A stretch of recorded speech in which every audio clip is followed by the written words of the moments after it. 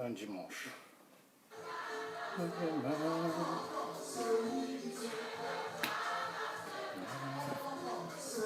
Qui tient ma vie dans sa main, comme lui qui tient ma vie dans sa main, comme lui qui tient ma vie dans sa main, comme lui qui tient ma vie dans sa main, c'est lui qui tient ma vie dans sa main, c'est lui qui tient ma vie dans sa main, c'est lui qui tient ma vie dans sa main.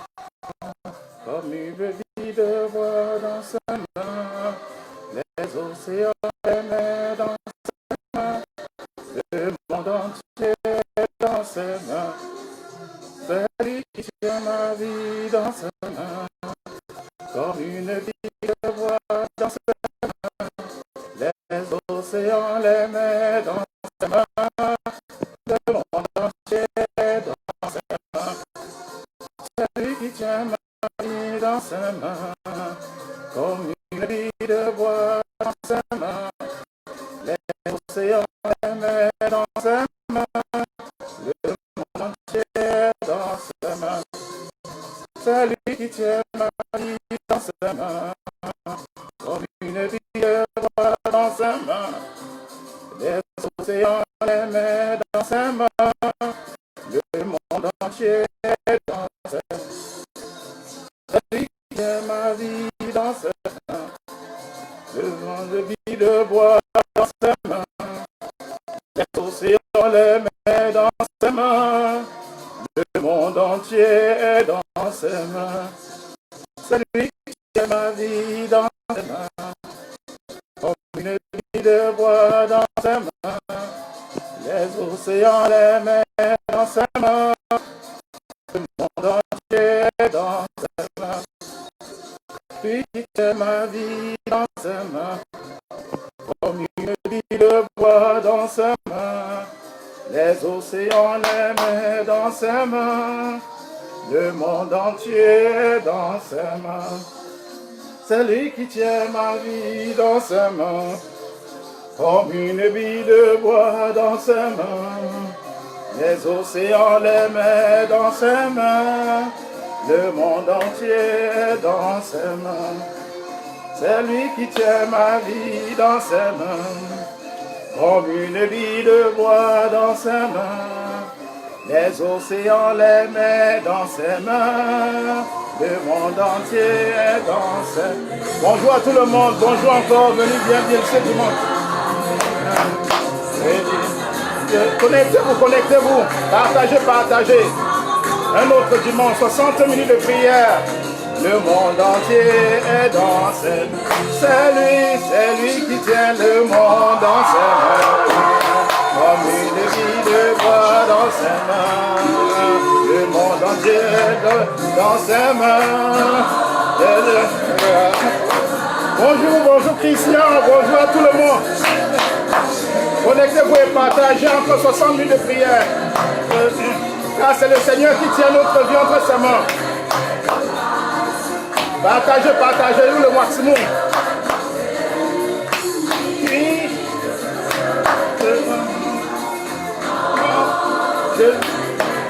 Nous allons parler aujourd'hui les 10 commandements de Dieu. C'est sur ça que nous allons explorer aujourd'hui. 4 minutes encore pour commencer. En attendant, nous allons chanter.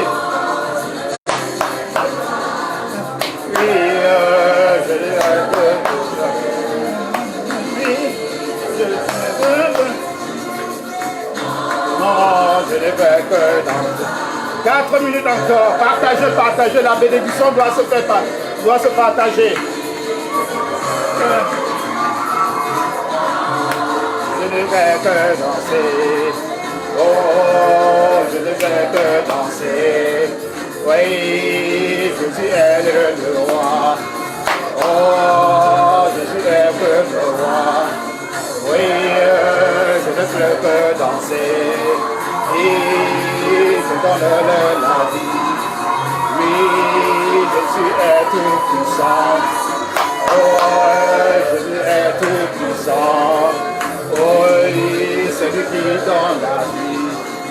Oh, Jésus est le roi. Seigneur, aide à danser. Dans 3 minutes, nous allons commencer. Voilà. Danse avec moi ce matin, quel que soit là où tu te trouves, mon frère. Danse avec toi, moi, ce matin.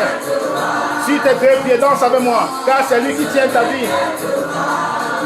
Oui, Jésus est le roi. Ouais, il va le que dans ça. C'est lui qui tient ta vie dans ses mains. Comme une vie de bois dans ses mains. Les océans les met dans ses mains. Le monde entier est dans ses mains. C'est lui qui tient ta vie dans ses mains. Comme une vie de bois dans ses mains.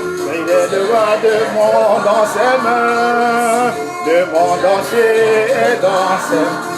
C'est lui qui tient ta vie dans ses mains. Comme une vie de bois dans ses mains. Le monde entier est dans ses mains.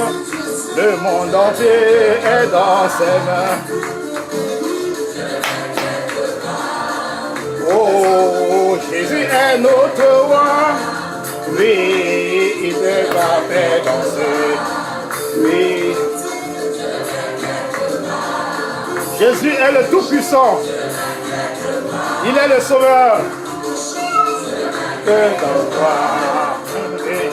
C'est lui qui tient ma vie dans ses mains.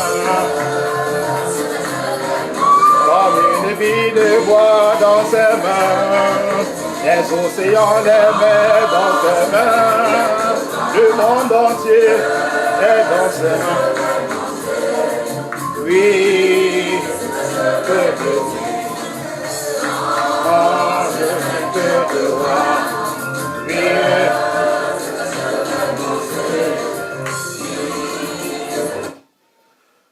Bien-aimés, bonjour, 10h30, nous allons commencer. Bien-aimés, bonjour, connectez-vous, partagez. J'espère que tout un chacun parmi vous a une très bonne semaine. Et aujourd'hui, c'est dimanche, le 7e jour où Dieu nous a demandé de nous reposer. Et nous allons prier avec lui, faire la connaissance de la Bible. Ce matin, nous allons essayer d'explorer sur les 10 commandements de Dieu. Je dis bien les 10 commandements de Dieu. Ce sera le sujet de notre réflexion pour ce matin. Et avant de commencer, comme d'habitude, nous allons prier. Éternel Dieu, 3 fois saint, avec moi, Seigneur, j'ai l'assurance, Seigneur, je suis et j'ai entendu parler de toi. J'ai besoin de toi ce matin, Papa. Non seulement moi, mais mes frères et sœurs qui vont m'écouter. Nous avons besoin de te voir. Nous voulons te rencontrer, Seigneur, et nous avons besoin que tu te manifestes en nous, que tu te manifestes dans notre corps, que ton esprit vienne toucher le corps de tout un chacun, le cœur de tout un chacun qui va me suivre ce matin. Que ton esprit nous guide, Papa, pour pouvoir écouter ta parole et mettre en pratique tes commandements. Seigneur, tu as dit que ce matin, nous allons explorer sur tes 10 commandements. Je parle bien sûr tes 10 commandements, du premier commandement jusqu'au dernier. Et que tous ces commandements ont un but pour chacun de nous dans notre vie. Papa, tu as dit, si nous suivons tes commandements, nous allons vivre aussi longtemps comme Jacob, comme Abraham, comme Job, comme Isaac, comme Moïse. Papa, ce matin, nous avons besoin que ton esprit vienne nous guider, que ton esprit vienne nous donner cette vie-là, cet amour de pouvoir suivre tes commandements et non le commandement des hommes. Nous avons envie de rejeter ce matin le commandement des hommes et suivre le commandement de Dieu, Seigneur, qui est ton commandement.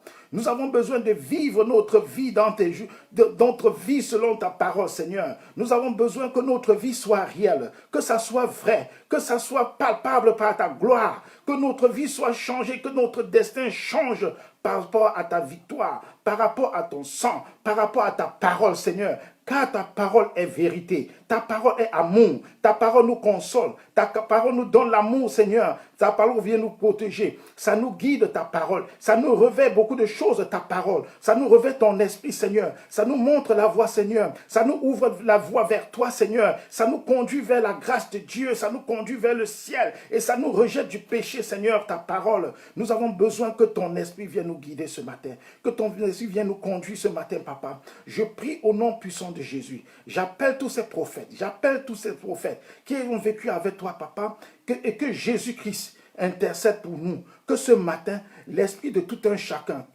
doit changer. Que ton esprit visite chaque maison ce matin. Que ton esprit visite chaque personne qui est malade sur son lit d'hôpital chaque matin. Je confie en particulier Joseph Kanga qui se trouve à l'hôpital ce matin. Papa, je confie tous les morts dont tu as appelés, papa, par erreur ou bien par incident ce matin. Je te les confie et je te confie cette maladie de ce temps qui est malade, Joseph Kanga, à l'hôpital au Cameroun, qui demande qu'on prie pour lui, papa. Une maladie qui vient de nulle part. Mais papa, en toi, nous savons que tu es puissant. En toi, nous savons que tu es amour. En toi, nous avons la vérité. En toi, nous avons la guérison. Papa, tu as dit, celui qui crie vers toi ne sera jamais déçu. Ce matin, nous élevons la voix pour prier. Nous élevons la voix, Seigneur, pour appeler au secours, car tu es le médecin par excellence. Les médecins peuvent critiquer, mais toi, tu as le dernier mot. Le remède qui doit prendre, Seigneur, que ça soit béni et que tu puisses toucher le cœur de ces médecins de trouver le remède le plus puissant qui doit le guérir sur son lit d'hôpital. Bénisse tous ceux qui sont en train de le supporter ce matin, papa. Nos prières partent vers toi, Seigneur. Que ça touche son lit, que ça touche tout l'hôpital, que ça touche l'équipement, que ça touche tous les membres de sa famille et donne la force à sa pauvre femme, Seigneur, de continuer à le supporter comme tu peux. Oh papa, ce matin, nous venons te prier, éternel Dieu, 3 fois saint. Tu as dit, viens, viens, présentez vos doléances devant ma porte. Ce matin, papa, chacun de nous vient te présenter devant toi, car nous avons besoin de ta présence. Ta présence est nécessaire dans notre vie. Ta présence est nécessaire dans notre vie, Seigneur. Nous interpellons ta présence ce matin, Seigneur. Viens changer le cœur des hommes. Que le cœur des hommes soit changé. Tu avais demandé à Moïse d'aller en Égypte faire sortir ton peuple de l'esclavage. Mais papa, ce matin, nous avons besoin que ton esprit vienne nous sortir de ces ténèbres, que ton esprit vienne nous enlever là où nous nous trouvons. Car nous n'appartenons pas au monde, nous appartenons au Christ. Nous n'appartenons pas au monde, nous appartenons au Christ ce matin. Papa, je lève la voix pour te dire que nous acclamons le roi des rois. Celui-là qui sert, celui-là qui bénit, celui-là qui sanctifie, celui qui donne et celui qui rachète. Tous nos biens proviennent de toi. Toute notre sagesse vient de toi, Seigneur. Tout ce qui nous appartient vient de toi. Et nous te les remettons avec gloire. Nous remettons ça dans ta main avec gloire. Que tu continues à bénir nos mains, Seigneur. Bénis nos progénitures, Seigneur. Bénis tout ce que nous en avons, Seigneur. Ça t'appartient, car tu nous as donné avec force. Mais papa, ce matin, grâce à ta parole, beaucoup de gens seront bénis ce matin. Que ton esprit les touche, qui comprennent tes commandements. Que ces commandements aient été écrits par toi et non par quelqu'un d'autre. Que les commandements que nous allons discuter ce matin ont été écrits par Dieu. Et il avait utilisé Moïse pour faire passer ces commandements au peuple qui avait fait sortir d'Égypte. Et Jésus aussi est venu par terre. Il a suivi. Rien n'a été retiré sur tes commandements. Papa, ce matin, nous ne voulons rien retirer sur tes commandements. Nous avons besoin de ton esprit. Que ton esprit nous aide à partager ton commandement. Que ton esprit nous aide à observer tes commandements et les mettre en pratique. Au nom puissant de Jésus. Amen. Alors, bien-aimés, je vais vous montrer cette photo, ce jeune homme qui se trouve actuellement à l'hôpital, tellement gravement malade, et demande que nous allons prier pour lui, et que l'Esprit Saint puisse le toucher sur son lit d'hôpital. Un serviteur de Dieu dont sa maladie vient de nulle part. Je prie les âmes de bonne volonté qui peuvent bien l'assister dans son lit de l'hôpital, qui peuvent aussi étendre une prière pour lui. Alors, il s'appelle Joseph Kanga, sur lequel nous allons prier. Seigneur Jésus, c'est toi, en toi est la victoire. Pour les merveilles que tu as accomplies dans la vie de chacun de nous, viens Seigneur et recouvre ce petit enfant par ton sang précieux. Que ton sang couvre le lit d'hôpital là où il se trouve et en toutes les personnes qui demeurent auprès de lui, Seigneur. Que ton sang recouvre sa famille, ses enfants, sa femme, Seigneur, et tous les membres de l'Église qui sont autour de lui. Que les médecins, Seigneur, soient touchés, Seigneur, et que ton esprit les guide. Esprit Saint, viens et libère-le sur son lit d'hôpital. Nous élevons la voix dans le monde entier, papa, pour prier pour ce pauvre garçon qui n'a rien. Nous interpellons les âmes de bonne volonté de pouvoir contacter sa femme. Nous interpellons tout le monde de pouvoir prier pour ce pauvre garçon qui se trouve au Cameroun en train d'être malade. Seigneur, que ton esprit aille le toucher là où il se trouve. Que ton esprit aille le guérir. Cette maladie ne doit pas exister. Cette maladie ne doit pas exister. Nous au nom puissant de Jésus. Nous la rejetons, cette maladie sur cet enfant, au nom puissant de Jésus. Esprit Saint, touche-le, touche-le, touche-le, touche-le. Je t'ordonne, Seigneur, ce matin, que ton esprit aille dans cet hôpital où il se trouve, que ça envahisse tout l'hôpital, sa chambre en particulier. Seigneur, et tous ceux qui sont au courant autour de lui, que ton esprit vienne découvrir de telles maladies dont il souffre et donne aussi le médicament qui va le soigner, Seigneur. Les médecins ont diagnostiqué, mais tu as le dernier mot. Papa, nous n'avons pas beaucoup de choses à te dire, mais une seule chose, c'est que en toi, la victoire, en toi, la guérison, en toi, l'amour. Seigneur, nous avons confiance en toi, que Joseph sortira de son lit d'hôpital et fera un témoignage en ton saint nom. Amen, amen. Donc, pour certains qui peuvent aider cette pauvre fille, vous pouvez appeler ce numéro au Cameroun pour pouvoir supporter sa femme. Elle se trouve au Cameroun pour le moment et dans un centre hospitalier. Son numéro est affiché là. Bien. Nous allons prendre un chant.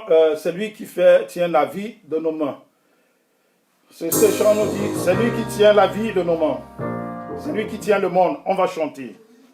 L'œuvre dans ses mains, celui qui tient le monde dans ses mains, comme une épée de bois dans ses mains. C'est lui qui tient le monde, sache qu'il tient le monde dans ses mains. C'est lui qui tient le monde dans ses mains. C'est lui qui tient le monde dans ses mains. C'est lui qui tient le monde dans ses mains. C'est lui qui tient le monde dans ses mains, comme une bille de bois dans ses mains, les océans, les mers dans ses mains, le monde entier est dans ses mains. C'est lui qui tient dans ses mains. C'est lui qui tient ma vie dans ses mains. Chante avec moi. Comme une bille de bois dans ses mains. Les océans, les mers dans ses mains, le monde entier est dans ses mains. C'est lui qui tient le vie dans ses mains, celui de billes de bois dans ses mains, le monde entier est dans ses mains, le monde entier est dans ses mains. C'est lui qui tient ma vie dans ses mains. Comme une bille de bois dans ses mains, les océans, les mers dans ses mains, le monde entier est dans ses mains. C'est lui qui tient ma vie, il tient ma vie, il tient ta vie, il tient ta famille, il tient tes biens, il tient ta richesse, dans toute ta richesse entre les mains de Dieu, dans tout le monde entier entre ses mains. C'est lui qui tient ma vie dans ses mains, comme une bille de bois dans ses mains, les océans, les mers dans ses mains, le monde entier est dans ses mains. C'est lui qui tient ma vie dans ses mains, comme une bille de bois dans ses mains, les océans, les mers dans ses mains, le monde entier est dans ses mains. C'est lui qui tient ma vie dans ses mains. Alléluia, alléluia. Alléluia, alléluia. Alléluia, alléluia. Le monde entier est dans ses mains. Alléluia, alléluia, alléluia. Alléluia, alléluia. Alléluia, alléluia. Alléluia, alléluia. Alléluia, alléluia. Alléluia, alléluia. Alléluia, alléluia. Alléluia. Jésus est champion. Il est notre sauveur. Danse avec moi. We are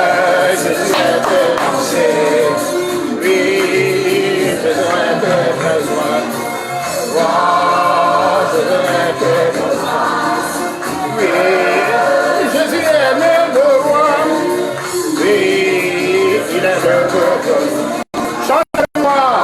Chante le Seigneur. Non, bientôt là, commence.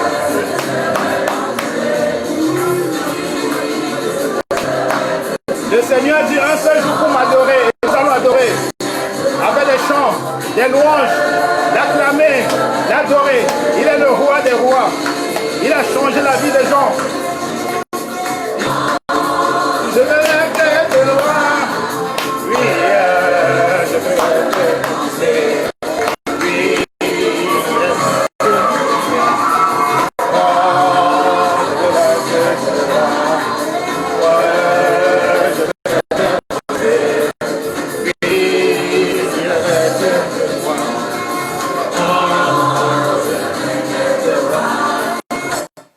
Le bien-aimé, le Psaume 92 nous dit ceci. Il est beau de louer l'Éternel, de le célébrer, de célébrer son nom, d'annoncer chaque matin sa bonté. Alléluia. Et sa fidélité pendant la nuit, sur l'instruction à 10 cordes et sur le luth, au son de la harpe.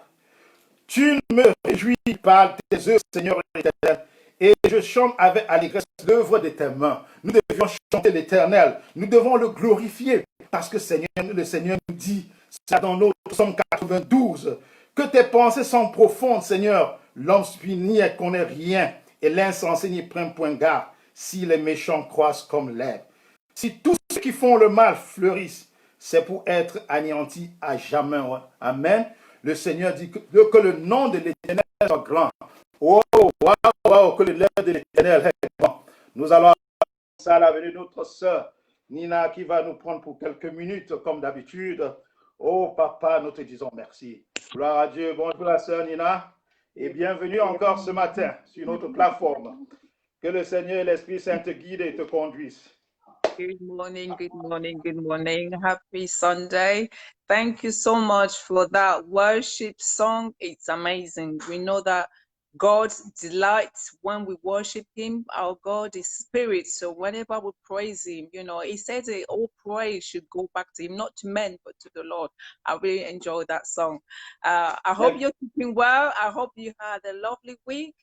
To everyone listening, everyone who has tuned in, how was your week? I hope your week has been great. Even if your week has not gone according to your plans, I just want you to know that God is still on the throne. As long as you breathe, you know, as long as you wake up, you can lift up your arm. It's a gift. So just enjoy every day. Enjoy every day. Even tell your daddy, Daddy, I didn't get what I want, but I'm still going to worship you. Hence why we're here. We're here just to appreciate the King of Glory. As always, I'm going to start with a prayer. And today we are looking at the 10 Commandments. This is the huge task because it's not something we can teach in 10 minutes.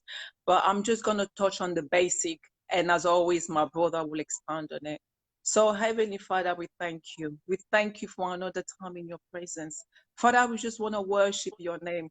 We worship you because you're not just the Alpha and Omega. You are the beginning and the end, Father. You are the creator of the heaven and earth, Father, Lord. Lord, despite everything we're going through on a Sunday, which is the Sabbath day, on a resting day, we just want to say, Father, we thank you. Just saying thank you. You know, we ought to be saying thank you all the time. Sometimes we forget, but today we just want to appreciate your goodness in our life, Father Lord. We thank you just for the mere fact that I'm even here, that I can breathe, that we can even listening to you, Lord. It is a blessing in his name. It is a blessing. So today we just want to say thank you, Lord. And I pray that your spirit today will lead me on to the 10 Commandments. I wish as we share the 10 Commandments, we don't always know it all, oh Lord, but I just pray that, Father, you will lead me and let your word encourage one another. Let your word germinate something, trigger something positive at the end of today. Oh Lord, we want to learn, pick up something and go back and just reflect on it, you know, for the rest of our life.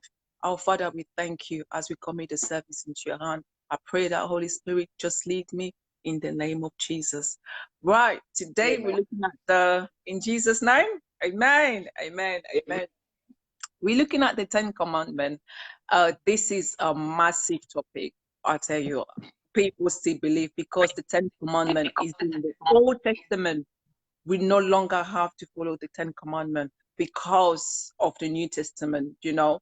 But what does the Bible say? What does the Bible say? First of all, what is the Ten Commandments? So I'm going to be looking at what is it? What is the Ten Commandments? The importance, you know, and then also whether we should follow it or not. So as always, you know, what is the what is it?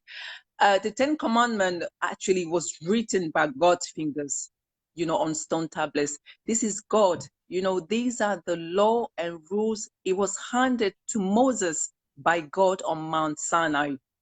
You know, this is to serve as a basic of the law of Moses. We can refer to Exodus 20, Exodus 20 verses 2 to 17, and also Deuteronomy 5 verse 6 to 21. You know, these are biblical principle. This is our biblical principle for every Christian. Every Christian, you ought to have a standard. God realized, especially with the people of Israel, they are being very stubborn. Then they were just so stubborn, so difficult, you know. And even though at the time they had various law, God realized that, you know, nobody was sticking into anything. So God brought this for us. That is the standard. If you're a Christian, this is your standard, and this is how you should live your life. It's just the fundamental basic, really. The importance, the Ten Commandments, this is sort of like a way of God communicating, talking to us. You know, we do that all the time. I'm just going to pause for 2 seconds and even look at, even in our lives, we have standards. You have to have your standards, even with your friends. If the people that are close to you, they know the things they can do when you're there and the things they can't. Why? Because you have your standards. At home with your children, you have your basic standards. They need to understand this is your house and this is how we ought to live. As long as you live under this roof, these are the basics we should follow. So if we as humans can do that in our lives, you know, and yet, why can't we understand that God has a standard? And I also want to emphasize that our God doesn't change. Our Father is the same yesterday, today, and forevermore. So he will never change. He will never lower his standards. We really need to appreciate that. So we need to understand that this is a way of God communicating. You know, the Ten Commandments is designed to elevate our life. You know, it has to elevate our life. You know, it's almost like God's blueprint. This is the expectation. It's the expectation of God, you know, from us. And it's also, and when we look at each commandment, maybe I should just read them out loud. I'm going to read the commandment, you know, the 10 commandments. We can see that from from the first commandment to verse 4, it's all about the moral value. When it says, I am the Lord your God, you know, you shall have no other God. That's the first commandment. It is your God. You shall have no other God. We see today, sometimes without knowing, we worship the things that God has created, houses, wealth, worship. But God is saying, I am your Father. You shall have no other God. Number 2, you know, thou shalt not take the name of the Lord God in vain, you know, and keep to the Sabbath day. Number 3, honor thy father and thy mother. Number 4. So you can see, thou shalt not kill. So as you go through that, these are the basic principle. These are literally the basic principle. So we really need to understand that God loves us so much, but at the same time, he wants to set his standard. He has given us his law. These were written by God's fingers. It's not the law of Moses. This is the law of God to Moses, to the people of Israel. So we really ought to make to try and understand that. And moving on, you know, should we still follow the commandment today, even if it's the Old Testament? Should we still follow the commandment? But what does the Bible say about that? I always try to refer to the Bible, you know, not what I'm thinking, but what does the Bible say about sticking to the Old Testament or not? Jesus, I'm going to look at Jesus. Jesus Christ consistently talks about the 10 commandments. So if you go straight on to the book of Matthew, Matthew 8, Matthew 5, verse 17 to 19. So I'm gonna read, the sermon that Jesus made. He clearly pointed out that do not think that I came to destroy the law or the prophet. I did not come to destroy, but to fulfill. That's what Matthew 5, 17 to 19. He has come not to destroy it, but to fulfill it, and then he goes on to say, surely I say to you, till heaven and earth pass away, one jot or one little by no means, from the law till all is fulfilled. Whoever therefore breaks one of the least of these commandments, that's what Jesus is saying. Whoever therefore breaks one of the least of these commandments and teaches men so shall be called least in the kingdom of heaven. But whoever does and teaches them, he shall be called great in the kingdom of heaven. We have seen it. Jesus referred to the 10 Commandments. And even if you move on to Mark 10, 17, do you remember that on this occasion, a man came to Jesus asking, God, teacher, what shall I do that I may inherit eternal life? Mark 10, 17, Jesus responding, Jesus said, you know the commandment, do not commit adultery, do not murder, do not steal, do not bear false witness, do not defraud, honor your father and your mother. That's verse 19. You can see that even Jesus himself, even in the Old Testament, we've seen it in Matthew, we've seen it in the book of Mark, still refer back to the Old Testament, to the 10 Commandments. So even those words itself, we know we are still to follow. God will never change his word. God will never alter his word. The 10 Commandments is there. This is the law of God. We are to follow it. But also what we ought to bear in mind is that God realized that as human beings, because of the Adamic nature, because of what Adam and Eve did in the past, you cannot follow. You can try. You can try, but I can't see anyone that will lift up the fingers and say, I have followed the 10 Commandments. You know why? Because it's in our nature. That's how we are created. And God realized that that's just how we are. So therefore, he sent Jesus. He sent Jesus. That is not just by the law, but also by grace. You don't have to purchase it. God has sent Jesus to reconcile us back because he realized that no matter how hard you try, no matter how, you will still fall short. You will follow 9, but one day without knowing, you will miss out one or the other. God has sent Jesus, but not to say that we shouldn't look at the 10 Commandments. The 10 Commandments would always be the basics of your beginning. It will always be. It will always be. And I'll tell you why. If I take you to Genesis, not Genesis, but Revelation 22:14. Blessed are they that do his commandment, that they may have rights to the tree of life and may enter in through the gates into the city. They will be permitted to enter through the gate of the city and eat the fruit of the tree of life. Blessed are they that do his commandment. Blessed are they that do his commandment. Yes, I acknowledge it's your Old Testament, but you know what? You cannot completely leave it to the side. You cannot completely forget about the Old Testament.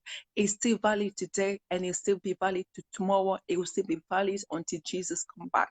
But also we ought to remember that it has to do with our mind.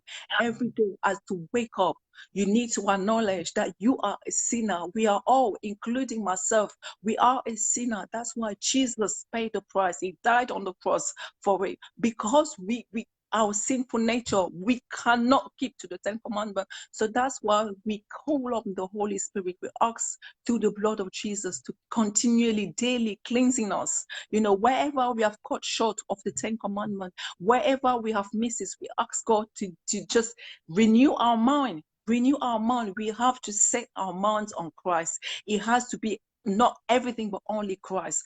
As you do that gradually, it's like growing up. What there are little things that you commit. You keep hearing, do not steal, do not steal, do not steal. But you know what? You keep on stealing until one day you realize actually without nobody telling you that what you're doing is wrong. That's the conviction. Because then you realize if I am a child of God, I should not steal. I should not envy. You know, I should not commit fornication. I should not do this. That's because when you realize that God loves us so much, Jesus came and paid the price for it. So it's important that whatever you do, wherever you go, you will always have law, and those laws are there to guide you. This should be your number one guidance. This is your principle. If you call yourself a Christian, you ought to have it. If you want to print it out somewhere and then keep checking on it.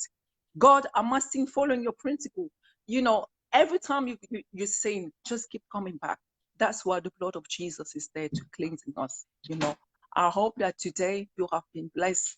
You know, I hope that as you go away, understand that the 10 Commandments is still valid. That is the beginning. Jesus spoke about the 10 Commandments. Even in the New Testament, they spoke about it. You know, it is there. It said it. Follow it. You know, if you don't, that is my basic. If you call yourself a Christian, that is the basic. You know, you cannot just completely forget about the Old Testament as if it doesn't matter. It does matter today. It's the basis of your life. But always remember that we are not saved by the law, but we are saved by grace, because God realized that there is no way you will keep to the 10 Commandments, but has it as the back of your mind. Every day keep saying to Lord, Lord, renew my mind. Renew my mind. I am a sinner, Lord, but I'm going to strive, you know, to follow this. As you do that every single day, you will just find out that naturally, you don't need someone to tell you not to steal. You don't have to. You don't have to. Because why? Because you know that as a Christian, as a child of God, you shouldn't do that anyway. You don't need somebody to tell you. So until next Sunday, I'm going to hand you over to our brother there to expand more on the topic. This is a big issue right now, but I just hope that you've been blessed. You know, if you have any questions, feel free to type in your questions and then we'll try and answer it later on. Yeah, until then, take care, everybody. Take care.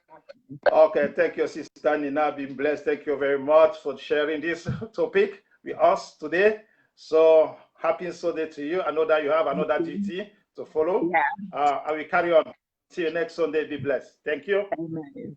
Amen. Amen.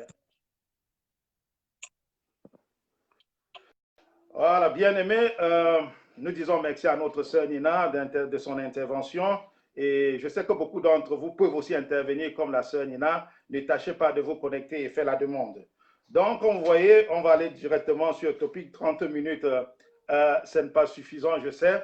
Mais on a encore 30 minutes pour discuter sur ce topic et partager notre idée sur ce topic qui est un topic tellement grand et large, donc pour pouvoir en discuter. Donc, les 10 commandements. Pourquoi ce topic aujourd'hui?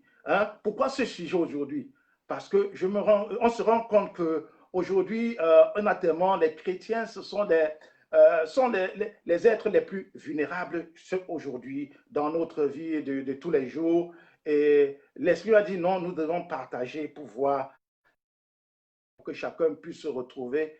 Est-ce que ce qu'il est en train de poser comme acte peut-être dans son église reflète à la parole de Dieu? Et ainsi, nous allons nous articuler comme notre sœur a dit tout à l'heure, dans Exode 20. Dans Exode 20, nous allons articuler dans Exode 20 jusqu'à 17. Et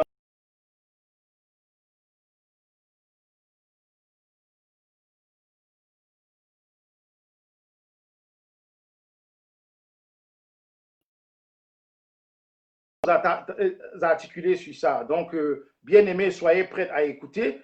Pourquoi les 10 commandements d'abord? Pourquoi? Vous savez, le peuple, quand Exode nous parle que Dieu révèle les 10 commandements, c'est lorsque son peuple était en esclavage en Égypte et il souffrait. Donc, tout le peuple souffrait tellement en Égypte que Dieu se révèle à Moïse en disant à Moïse, comme tu vois, il y a le peuple qui est en train de souffrir en Égypte. Le peuple souffre tellement en Égypte et Dieu se révèle à Moïse et dit, tu dois aller libérer mon peuple de l'esclavage. Tu dois aller en Égypte, libérer mon peuple de l'esclavage et les faire traverser la mer Rouge. Moïse disait, non, par quel miracle je veux faire? Il prend avec lui Aaron qui était son frère. il se met en route pour l'Égypte, il s'en va en Égypte, vous pouvez imaginer, lutter contre le grand pharaon, ainsi de suite. C'est là qu'il parvient à libérer ce peuple de l'esclavage. Et Dieu fait un miracle dans leur vie en les faisant traverser la mer Rouge à pied sec. Je dis, Dieu les fait traverser la mer Rouge à pied sec. Moïse, avec tout le monde, maintenant, ils vivaient au désert. Ils ont vécu au désert presque 40 ans dans le désert. Ils se nourrissaient de la main, du caille. Et à un certain moment, tous ceux dont Moïse a fait sortir de l'esclavage en Égypte ont commencé à murmurer. Et ils étaient même contre Dieu, mais pour dire, mais est-ce que, qu'est-ce qui ne va pas? Est-ce que Dieu vraiment existe? Pourquoi nous sommes au désert? Dieu envoie maintenant un message à Moïse qu'il y avait un rocher. Il dit, frappe sur ce rocher. Moïse ne fait que suivre les instructions de Dieu. Moïse frappe sur le rocher et c'est ainsi que l'eau sort. Comme ils étaient au désert, plein de la sécheresse, ils ont eu tellement de la nourriture, de l'eau en abondance. Ils ont commencé à crier, Alléluia, gloire à Dieu, gloire à Dieu, gloire à Dieu, gloire à Dieu, tous en chantant. C'est pourquoi ce chant est venu ce matin par inspiration, dit, c'est lui qui tient ma vie dans ses mains, c'est lui qui tient ma bien, mes biens, c'est lui qui tient ma famille, dont Dieu tient notre vie. Quand le peuple commençait à chanter Dieu, Dieu, Dieu, Dieu, Dieu, maintenant, Dieu prend maintenant, il prend Moïse, il le met par terre et écrit, c'est comment maintenant ton peuple qui se fâchait, qui murmurait tout ceci. Je comprends bien qu'il n'était pas content étant au désert. Mais maintenant là, ce qu'on va faire, je vais en profiter pour comment marcher. C'est là où Dieu met les 10 commandements par terre et écrit.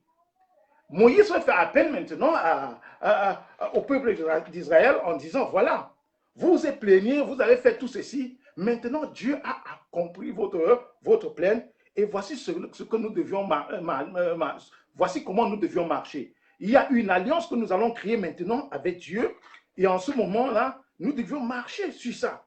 Et c'était quoi? Les 10 commandements. C'est comme toi, souvent tu es un enfant qui est là, veut se réveiller, tu l'encourages, tu fais tout. En ce temps, l'enfant commence à être content. Oh non, mon père, ma mère me fait ceci. Et tu prends l'enfant, tu le mets par terre. Bon, maintenant tu es content. Pour que tu continues à être content, voici comment j'aimerais que tu sois. Voici comment tu dois marcher. Tu mets les roues par terre. Alors, Dieu a mis donc ces 10 commandements par terre. Et pendant les 10 commandements, je veux beaucoup m'articuler sur le 4e et le 5e commandement. Dans les 10 commandements, les premiers nous parlent comment nous avons. Les 4 premiers nous parlent de nos exigences devant Dieu, comme notre sœur a dit tout à l'heure. Notre sœur a dit tout à l'heure, là, et comme la Bible nous décrit ici dans le tout premier, il est écrit dans Exode 20, de 2, verset 1 jusqu'à 3, c'est un Dieu qui dit, dans Exode, si vous prenez, il dit, alors, Dieu prononça toutes ces paroles en disant, je suis l'Éternel ton Dieu, qui t'ai fait sortir du pays d'Égypte. Tu n'auras pas d'autre Dieu devant ma face. Tu n'auras pas d'autre Dieu devant ma face. Tu ne feras point d'image. Tu n'auras pas de Dieu devant ma face. Alors, qu'est-ce que ça voulait dire? Dieu ici est un Dieu jaloux. Dieu est un Dieu jaloux. Il dit que je suis le Seigneur ton Dieu. Tu n'auras pas d'autre Dieu. Dieu ici nous rappelle, tient à nous rappeler que quoi? Qu'il est l'Éternel. Il est l'Éternel. Pas de confusion. Il est l'Éternel. Dieu est éternel. Hein? Ce qui fait dire, c'est qui t'a fait sortir d'Égypte? Tu étais esclave. Je t'ai fait sortir de cela. Et il dit, tu n'auras pas d'autre Dieu devant ma face. Dieu, c'est un Dieu jaloux. Dieu, c'est un Dieu jaloux.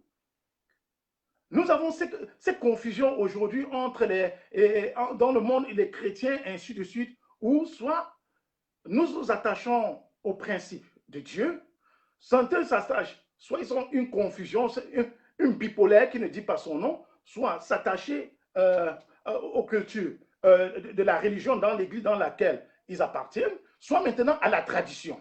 C'est là, ça crée une confusion. Tu n'auras pas d'autre Dieu, quoi. Tu as dit, soit je suis le Seigneur ton Dieu, Souvent, c'est la tradition. Vous voyez souvent nos frères, certains partent à l'église. À un certain moment, c'est un peu l'église. C'est la tradition, c'est les croyances, sortent de la sorcellerie, c'est ceci et cela. Et ça crée une confusion dans leur tête qui partent d'église, d'autres églises en église parce qu'ils ont besoin des miracles. Mais quand tu sais que Dieu est avec toi et qu'il est le seul qui t'a fait sortir le pays de l'esclavage, tu dois l'honorer. Donc, à chaque fois, il a besoin que tu viennes en disant que Seigneur, me voici, je me crois, je sais que tu es mon Dieu, c'est toi mon sauveur. Il dit ici que, oui, il dit, je t'ai fait sortir du pays de certitude, hein, pour me servir et pour m'adorer, car je suis un Dieu jaloux. Il est jaloux. Tu ne dois pas avoir d'autre Dieu. Donc, si tu crois en Dieu, quand tu crois, tu es sauvé. Ce n'est pas le Dieu de Nephi, ce n'est pas le Dieu de tel, ni le Dieu de Jacob. Et ces 10 commandements ont été écrits par qui? Par Dieu lui-même. Il a écrit. Alors, deuxièmement, il nous dit, oui, dans son deuxième commandement, à partir du verset 4 jusqu'au 6, il dit, tu ne feras point d'image taillée, ni de représentation quelconque des choses qui sont en haut, dans les cieux, qui sont en bas, sur la terre, et qui sont dans les eaux plus bas que la terre. Tu ne te prosterneras point devant elles, si tu ne les serviras point. Car moi, l'Éternel, ton Dieu, je suis un Dieu jaloux qui punit l'iniquité des pères sur ses enfants jusqu'à la 3e et 4e génération et de ceux qui me haïssent. Et qui fait miséricorde qu'en 1000 générations et ceux qui aiment et ceux qui gardent mes commandements. Et ceux qui gardent mes commandements. Les commandements de qui? Ceux qui gardent les commandements de Dieu. Donc il dit, tu ne feras point d'image taillée, tu ne te prosterneras pas devant elle. Je pense que ce verset-là très, parce que nous savons dans certains religieux aujourd'hui, c'est des statues que les gens se prosternent en priant, en faisant les chapelains, la Vierge Marie, les ceci. Il y a tellement d'églises aujourd'hui. Vous voyez les gens partir se prosterner où la Bible nous dit ceci. Et quand on regarde dans Matthieu 5, comme tout à l'heure, qui vient ici, où Jésus dit ceci, dans Matthieu 5, 17 à 21, Jésus ne faisait qu'accomplir la parole de Dieu.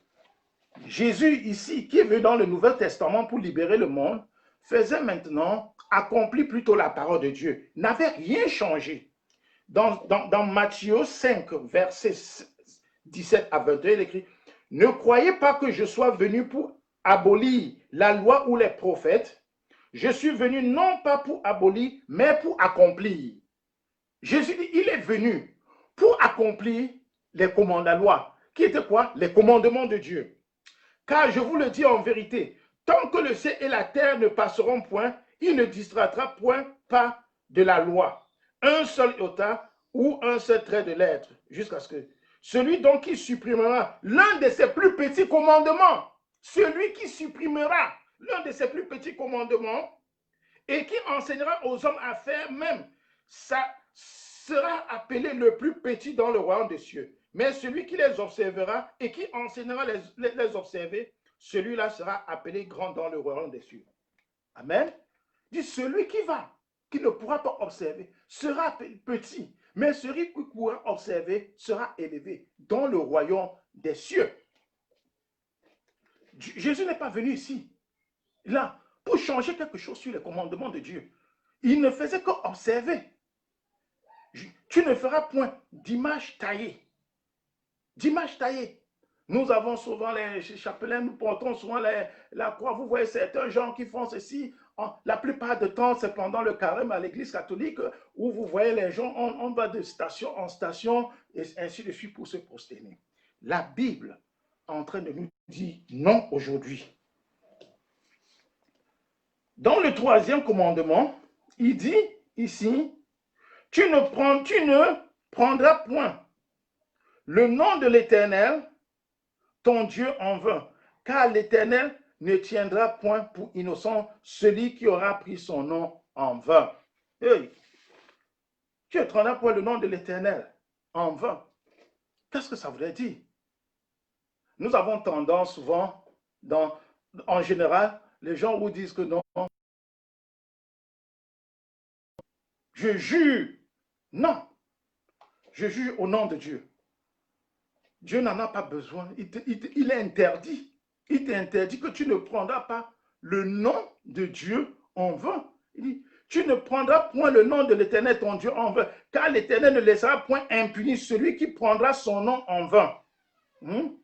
Pour bien comprendre le sens de ce commandant, il faut la peine de... Tu ne prononceras pas le nom de l'Éternel, ton Dieu, car le Seigneur n'acquitte pas celui qui prononce son nom à tort. L'Éternel n'acquitte pas celui qui prononce son nom à tort. Nous avons tendance, oui, tu as fait ceci, on t'a posé ceci. Non, je jure au nom de Dieu que c'est... Non.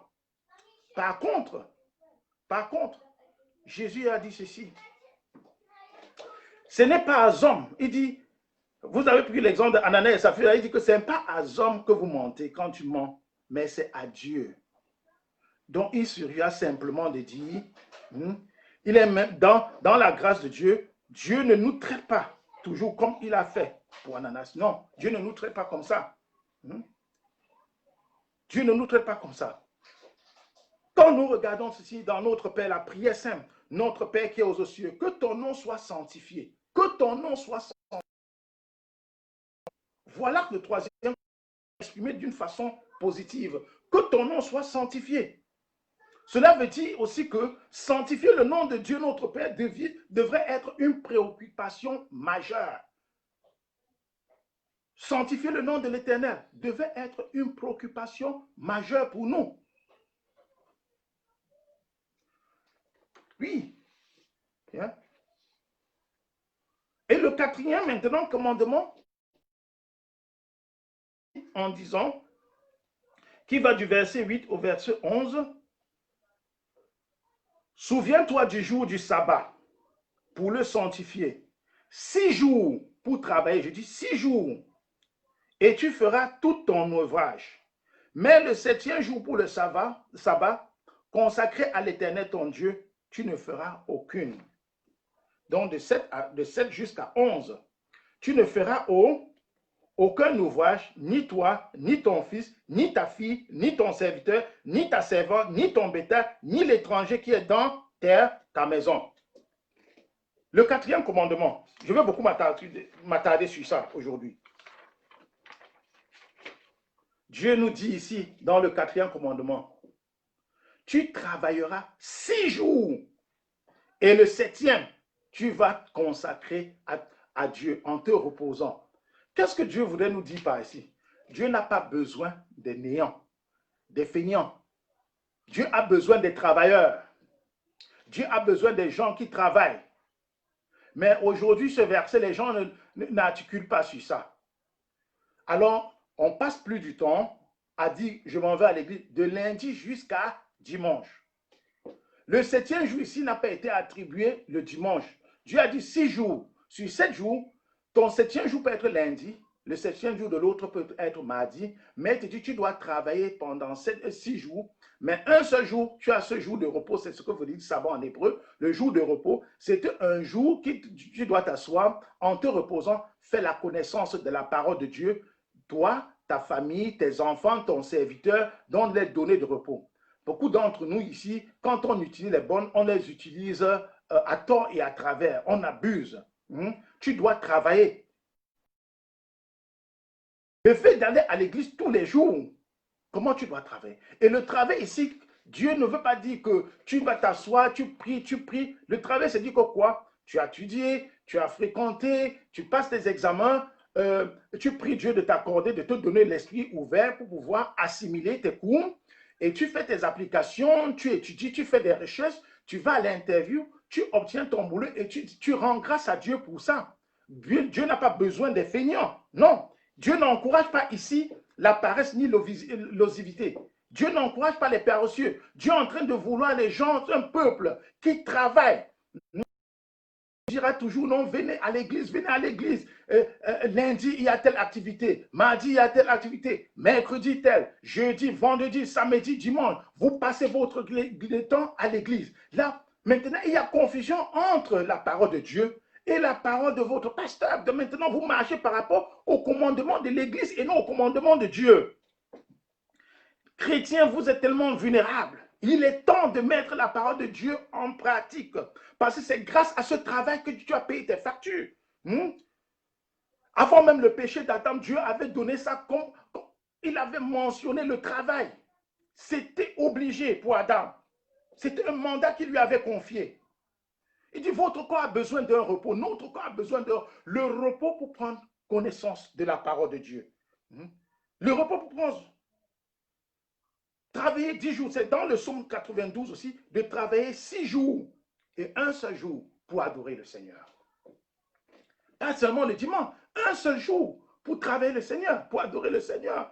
Il dit, et si tout le monde pouvait observer ce 4e commandement, la sécurité sociale fera beaucoup d'économies. Beaucoup d'économies. Si tout le monde pouvait mettre ce 4e commandement en pratique, la sécurité sociale dans chaque pays devait faire autant d'économies. Beaucoup de chrétiens ne veulent pas travailler. Ils reçoivent de l'économie de l'État pour aller donner à l'église.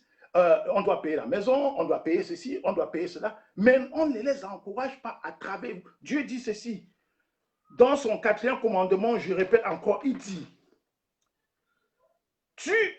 dans son 4e, il est écrit, il dit, tu ne déroberas point. Il dit, souviens-toi du jour de sabbat pour le salut. 6 jours pour travailler. 6 jours. Et tu feras œuvre. Mais le 7e jour sera consacré à l'Éternel. Tu feras tout sur ton œuvre et tu vas consacrer le 7e jour. Le 7e jour n'est pas seulement le dimanche. Le 7e jour peut être le samedi, le vendredi, le mardi. Mais rappelle-toi toujours que tu as 6 jours de travail, un jour pour adorer le Seigneur. Dieu n'a pas besoin d'un fidèle qui est feignant, d'un fidèle paresseux. Non. Ce n'est pas l'effet d'aller à l'église tous les jours. Non, ce n'est pas ça le commandement de Dieu. 5e commandement. 5e. Il nous dit ici, quand nous regardons le 5e commandement, il dit, honore ton père et ta mère, afin que tes jours soient prolongés sur la terre que l'Éternel ton Dieu te donne. Honore ton père et ta mère, afin que tes jours soient prononcés. Oh mon Dieu. Ce commandement est tellement... j'aime ce commandement. Honore ton père et ta mère. Je sais que c'est un commandement que beaucoup de gens ne pratiquent pas, mais il est temps de comprendre que nous faisons la volonté de Dieu et non notre propre volonté. Honore ton père et ta mère. Dieu voudrait nous faire comprendre que nos 2 parents sont égaux. Nous devons les aimer de la même façon. Ils sont différents. Même dans le Proverbe 1, verset 8 à 9, Dieu nous demande d'aimer nos parents. Mais ceci adresse beaucoup plus à nos parents et dans la famille, surtout ici en Europe, où les parents séparés, souvent ceux qui ont la garde des enfants, essaient de distancer les enfants par rapport à celui qui n'a pas la garde. Et Dieu dit à ceux-là, faites très attention parce que plus tard, Dieu nous dit ceci, ça va reverter contre vous. Honore ton père et ta mère. Tu n'as qu'un seul père, une seule mère, et que ces 2 parents-là ont les mêmes droits sur toi. Le commandant du Seigneur, celui-ci est bon, agréable et parfait.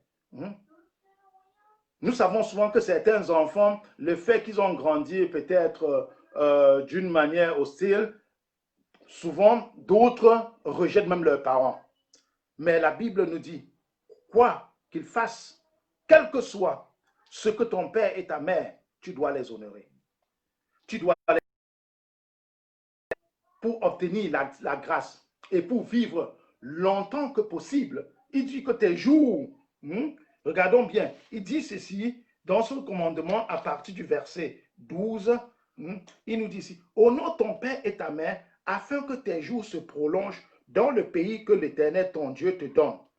Que ton nom, tes jours se prolongent. Ça veut dire quoi? Quand vous voyez les gens comme Abraham, Jacob, Isaac, Moïse ont vécu longtemps, des années, c'est parce qu'ils obéissaient à la parole de Dieu. Voilà le secret pour vivre aussi longtemps que possible. Voilà le secret pour vivre aussi longtemps que possible. Voilà le secret. Pour vivre longtemps que possible, obéir à nos parents. Parce que nos parents sont pour nous comme Dieu pour nous. C'est lui parce que la naissance n'est pas donnée à tout le monde. Et la pureté de mettre sur pied un enfant, ce n'est pas donné à tout le monde. C'est pourquoi vous voyez aussi certaines femmes ou bien certains hommes sont stériles. Mais Dieu te donne la grâce d'être venu dans le monde. Et quand tu viens dans le monde, tu dois honorer ton père et ta mère. Nous savons que les conditions sont souvent difficiles quand nous grandissons, mais surtout dans les familles séparées. Mais la meilleure chose et le meilleur conseil, c'est quoi? Envers ses parents. Quel que soit ce qui vous arrive. Parce que Dieu nous conseille, même dans Romains, quel que soit ce qui peut arriver, dans les conditions, pense à ton père, à ta mère, pour vivre aussi longtemps que possible. Le 6e commandement te dit, tu ne commettras pas de meurtre, tu ne tueras point. Tu ne tueras point. C'est tellement grave, l'heure est grave. Tu ne tueras point. Voici la pièce maîtresse qui est le langage courant dans la vie aujourd'hui. La seule façon pour nous d'éliminer son prochain quand on n'est pas content, c'est de tuer. Alors là, je veux lui montrer de quoi je suis capable. Les gens partent à l'église aussitôt sortis parce qu'ils sont mécontents. Il va me sentir, il va voir, je vais faire ceci là. Il croit qu'il est qui? Mais il oublie tantôt qu'il se dit chrétien, il sort de l'église, il vient de prier, que de savoir pardonner et demander pardon, mais il fait plutôt maintenant la lance. La seule façon, c'est d'éliminer son prochain. Je sais, c'est difficile de pratiquer, mais nous pouvons essayer de mettre cette petite base dans notre tête. Dans notre tête. Si l'homme a le pouvoir de procréer, de remplir ainsi la terre, il ne faudra pas oublier qu'il agit d'un mandat. Dieu n'est jamais absent lorsque l'homme transmet la vie. Dieu n'est jamais absent. Dieu est toujours dans ta vie. Sache que Dieu est toujours. Donc la vie d'un homme vaut mieux devant Dieu et non devant les hommes. Dans le meurtre là, le fait de dire je veux tuer, faites très attention dans le langage. Parce que la parole de Dieu, ce 6e commandement, nous interdit de dire cela. Ce 6e commandement nous donne l'interdiction. Mais les chrétiens aujourd'hui, vous comprenez, les bombardements, les ceci, les cela, on tue partout. Après, on se dit chrétien. Après, on se dit chrétien. Le 7e, qui est le plus grand, tu ne commettras pas d'adultère. Ça, c'est dans Exode 14. Tu ne commettras pas, point, d'adultère. Nous avons beaucoup de sens pour comprendre ceci. Soit quand nous étions jeunes dans la fornication, quand nous nous sommes séparés, quand nous avons ceci, où Dieu nous dit, tu ne commettras point d'adultère. Qu'est-ce que ça veut dire par là? Dieu parle ici d'un mariage monogamie. Il parle ici d'un mariage monogamie, la volonté générale pour l'être de Dieu. Nous comprenons que c'est le cadre qui permet le mieux de l'épanouissement. Les deux époux doivent être ensemble. Chacun doit aimer son prochain. Nous devions aimer notre épouse doit nous aimer. Le péché le plus tuant, c'est l'adultère. Une relation entre un homme marié et une femme qui n'est pas la sienne, ou entre une femme mariée ou un homme qui n'est pas la sienne. Ça, c'est l'adultère. C'est ce que Dieu est en train de nous expliquer. Oui, Dieu n'a pas besoin. Tu ne commettras point. Très, très attention. À chaque fois, pensez à cela. C'est des péchés qui, dans 1 Samuel, dit que ce péché est impardonnable. Il dit, ce péché est impardonnable. Dieu ne peut pas. Dans Samuel, il dit, c'est impardonnable. Ce péché, tu ne commettras point d'adultère. Le 8e commandement, tu ne commettras pas de vol, tu ne voleras point. Le vol. Les gens vont dire, je ne vole pas. Le vol ici se présente de plusieurs façons. Il y a des gens qui travaillent, qui ne déclarent pas les taxes, c'est le vol. Il y a des gens qui travaillent, qui clament la sécurité sociale, c'est le vol. Il y a les gens qui travaillent, qui ne déclarent pas, n'est-ce pas, le vol. Voler ne voudrait pas dire toujours que nous volons d'une manière inconsciente. Nous volons sans savoir que nous sommes en train de voler. Mais Dieu est en train de nous observer. On se dit, non, oui, le fait que Dieu ne m'a pas vu ou on ne m'a pas arrêté, je n'ai pas volé. Non, Dieu te voit voler. Tu ne voleras point. C'est bien écrit, tu ne voleras point. Vous voyez beaucoup d'entre nous ici, dans le monde, l'objectif primordial, c'est d'avoir autant d'argent. L'objectif principal, soit je travaille, je demande la sécurité sociale, on me demande d'argent, c'est du vol. Tu dois déclarer tes biens.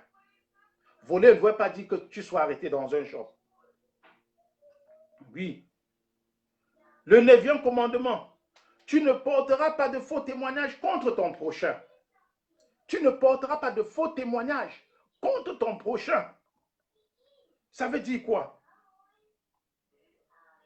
Le fait de venir mentir sur le prochain parce que sa tête ne te plaise pas, c'est archi faux. Tu ne feras pas de faux témoignages contre ton prochain. Donc, ce qui sort de notre propre bouche, nous devions mesurer nos mots et savoir ce que nous sommes en train de dire en tant que chrétien, en tant qu'enfant de Dieu, en tant que celui-là qui a été libéré de l'esclavage. Pourquoi tu dois mentir pendant ton prochain? Tout ceci se passe quoi? Dans des procès-verbaux où n'importe qui cherche à obtenir la victoire. Ce passage nous montre quoi? N'importe qui veut obtenir une victoire, gain de cause. Parce que non, je suis traîné au tribunal, je dois mentir, je dois dire ceci pour plaire au juge ou bien pour faire condamner mon prochain. Dieu dit non, non, non, tu ne feras pas ça. Tu ne dois pas mentir. Tu ne convoiteras pas les biens d'autrui. Le 10e, tu ne convoiteras pas. Voici les bonnes choses à observer. L'envie sur autrui. Nous ne devions pas. C'est les choses qui te reviennent. Ce que tu as, contente-toi de ce que tu as. Ce qui te revient légitimement, contente-toi. Contente-toi de la position que Dieu t'a donnée. Contente-toi de tes biens que Dieu t'a donnés. Même si c'est petit, essaie de vivre par rapport à cela. Ne pas envier autrui. Dieu n'en a pas besoin. Lorsque tu observes ce commandement, tu obtiens la grâce. Tu as la grâce qu'il te faut. Parce que tu n'envies personne. Tu es content de ta position. Tu es content de ce que Dieu t'a donné. Et tu essaies de faire avec. Mais nous avons tendance à toujours chercher à envier autrui. On ne se contente pas de ce qu'on a. On veut toujours atteindre. Qui fait que pour que je sois à tel niveau comme telle personne? Mais non. Nous avons une vie bien tracée par Dieu. Nous avons une vie bien tracée. Et Dieu a dit, chacun de nous a un don particulier. Donc ce que j'ai ne voudrait pas dire nécessairement que toi, tu auras la même chose. Ce qui t'appartient ne voudrait pas dire que ça doit aussi m'appartenir. Mais la position que Dieu m'a donnée, je dois me contenter de cette position et je dois l'accepter parce que le Seigneur a dit, oui, chacun sera dans sa position. Et il a donné des dons de guérison, les dons de vision, les dons de spiritualité à tous. Nous avons chacun un don particulier devant Dieu. C'est quoi dit? Tu ne convoiteras point le bien du prochain. Ça, c'est mon don. Il y aura certains gens qui ont le don de la prédication, d'autres dons pour imposer, d'autres dons pour de richesses, ainsi de suite. Mais chaque matin, la meilleure des choses, c'est quoi? C'est de se lever et dire, Seigneur, je te dis merci. Merci mon Dieu, mon roi, parce que tu es amour. Merci pour ce que tu me donnes. Merci pour ce que tu fais pour moi, pour mes enfants, pour ma vie. Je te rends grâce, car tu es amour. Et pour en finir, toujours se rappeler de ce proverbe. L'Éternel Dieu dit ceci, mon fils, n'oublie pas mes enseignements. Ce n'est pas moi. Dans le proverbe, il est écrit, n'oublie pas mes enseignements et que ton cœur garde mes préceptes, car ils prolongeront les jours et les années de ta vie et ils augmenteront ta paix. Donc, tu as une paix tranquille. Et c'est pourquoi dans Proverbe 1:3, de 1 à 2 dit, n'oublie pas mes enseignements et que ton cœur garde mes préceptes, car ils prolongeront les jours et les années de ta vie. Amen. Donc, bien aimé, pour ceux qui n'ont pas suivi du début jusqu'à la fin, vous pouvez vous référer soit sur YouTube ou bien sur les textes bibliques, Exode 20 du premier verset au 17e verset, ou bien Deutéronome 5, verset 6 à 21, ou Matthieu 5, 17 jusqu'à 21. Donc nous avons aujourd'hui discuté sur 3 passages bibliques. Nous avons ici Exode 20, 1 à 17, et en plus Deutéronome 5, 6 à 21, Matthieu 5, verset 17 jusqu'à 21. J'espère que, bien aimés, vous avez suivi ceci et que vous allez la mettre en pratique. Ainsi prend fin, avant de partir, nous allons prier avec le Psaume 92. Avec ce Psaume 92 pour en clôturer maintenant et prier avec moi. Pour ceux qui ont leur Bible, ouvrez votre Psaume 92. Prions le Psaume 92 qui nous parle de dimanche qui est un jour de repos. Et nous allons prier avec cela pour en clôturer. Psaume 92, il est dit ici dans Psaume 92. C'est un cantique. Il est beau de louer l'Éternel et de le célébrer et de célébrer son nom, d'annoncer le matin sa bonne nouvelle et sa fidélité pendant les nuits.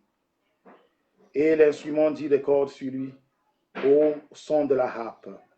Ah, Éternel, nous sommes contents. Bénis-nous, Seigneur, ce matin. Bénis-nous davantage et donne-nous la force de pouvoir observer tes commandements. Que la grâce de Dieu Tout-Puissant, que l'amour du Christ vienne, qui vous comble, qui vous bénisse et vous protège tout au long de votre vie. Que l'Esprit Saint vous guide et vous demande et vous encourage à observer les commandements de Dieu. Faites partie de vous tous les commandements des hommes et inspire et met en pratique les commandements de Dieu. Que Dieu vous donne longue vie ce matin. Que Dieu nous donne longue vie ce matin. Non pas seulement à vous, à vos enfants, à toute la génération de vos enfants. Que nous vivons jusqu'au pouvoir, 2e, 3e, jusqu'à 4e génération ici-bas. Le Seigneur vous comblera de grâce et nous donnerons davantage l'amour de nous retrouver chaque dimanche comme ça. Alors, c'est lui qui tient notre vie. Ainsi, nous allons reprendre ce chant pour dire merci au Seigneur, car c'est lui qui tient la vie de tout un chacun d'entre nous. C'est lui qui tient ma vie dans sa main, comme une bille de bois dans sa main. Les océans les met dans ses mains, le monde entier est dans ses mains. C'est lui qui tient ma vie dans ses mains, comme une bille de bois dans ses mains. Les océans dans ses mains, le monde entier est dans ses mains. C'est lui qui tient ma vie dans ses mains, comme une bille de bois dans ses mains. Les océans les met dans ses mains, le monde entier est dans ses mains. Bon dimanche à tout le monde, soyez bénis. Merci pour avoir resté là. Bonjour à tout le monde et bon dimanche. Que le Seigneur vous bénisse. Et rendez-vous dimanche prochain pour autres 60 minutes. Pour ceux qui aimeraient intervenir, vous êtes la bienvenue, faites la demande. Ceux qui ont des sujets à proposer, vous pouvez bien les proposer. Ceux qui ont des questions, vous pouvez poser vos questions. Et je vais les répondre sur inbox. Comble de grâce, bon dimanche et à dimanche prochain. Le monde entier est dans ses mains.